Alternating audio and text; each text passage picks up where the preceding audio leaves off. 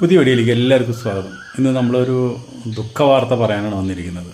നമുക്ക് ഏറ്റവും പ്രിയപ്പെട്ട പ്രൈം മിനിസ്റ്ററിൻ്റെ മകൻ ഷാനവാസ് ഇന്നലെ രാത്രി 11 മണിക്ക് മരിച്ചിരിക്കുന്നത്. തിരുവനന്തപുരത്താണ് അദ്ദേഹം ആശുപത്രിയിൽ മരണം സ്ഥിരീകരിച്ചത്. വളരെ കാലങ്ങളായിട്ട് വൃക്കരോഗങ്ങളായിട്ട് ഒരുപാട് കഷ്ടപ്പെട്ട് ബുദ്ധിമുട്ടി ജീവിക്കുന്നൊരു വ്യക്തിയാണെന്ന്. പക്ഷേ ഇന്നലെ പെട്ടെന്ന് അത് മൂർച്ഛിക്കുകയും അതുപോലെ തന്നെ ഹോസ്പിറ്റലിൽ അദ്ദേഹം മരിക്കുകയാണ് ഉണ്ടായത്. അപ്പോൾ ഒരു മരണം സിനിമാ ലോകത്തിൽ നിന്ന് നമുക്ക് താങ്ങാൻ കഴിയാത്തൊരു മരണം നടന്നു. അതുപോലെ തന്നെ ഈ നമ്മുടെ നസീറിൻ്റെ മകൻ്റെ മരണം അതും സിനിമാ ലോകത്തിന് ഒരുപാട് നഷ്ടമാണ്. കാരണം അദ്ദേഹം ഷാനവാസ് ഒരു നല്ലൊരു മനുഷ്യനാണ്, നസീറിൻ്റെ പോലെ തന്നെ. പക്ഷേ 19ഓളം മലയാള പടത്തിൽ അദ്ദേഹം അഭിനയിച്ചു.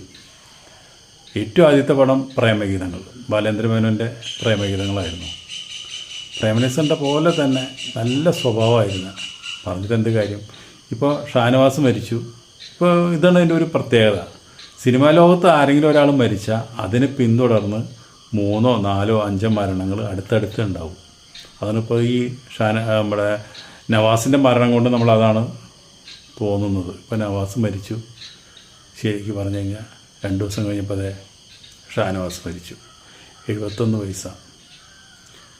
അപ്പോൾ ശരിക്കും പറഞ്ഞു കഴിഞ്ഞാൽ ഒരിക്കലും നമ്മുടെ നവാസിൻ്റെ മരണം അവർ കുടുംബക്കാർക്ക് ഇനി എത്ര കൊല്ലം കഴിഞ്ഞാലും മറക്കാൻ കഴിയില്ല.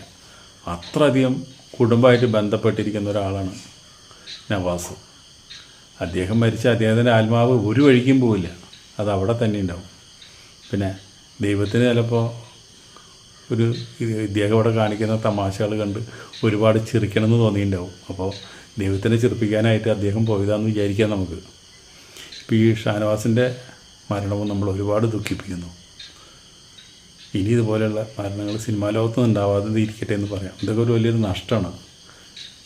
ഇന്ന് തന്നെ അദ്ദേഹത്തിൻ്റെ ഖബറടക്കം തീരുമാനിച്ച് നടക്കുമെന്നാണ് അറിയാൻ കഴിഞ്ഞത്.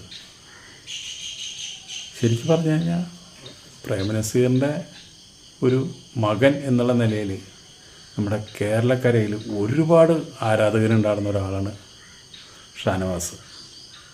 അപ്പോൾ ആ കണ്ണി അറ്റുപോയി എന്ന് പറയാം. അടുത്ത വീഡിയോയിൽ നമുക്ക് വീണ്ടും കാണാം. അതുവരെ നിങ്ങൾക്ക് എല്ലാവർക്കും നന്ദി, നമസ്കാരം.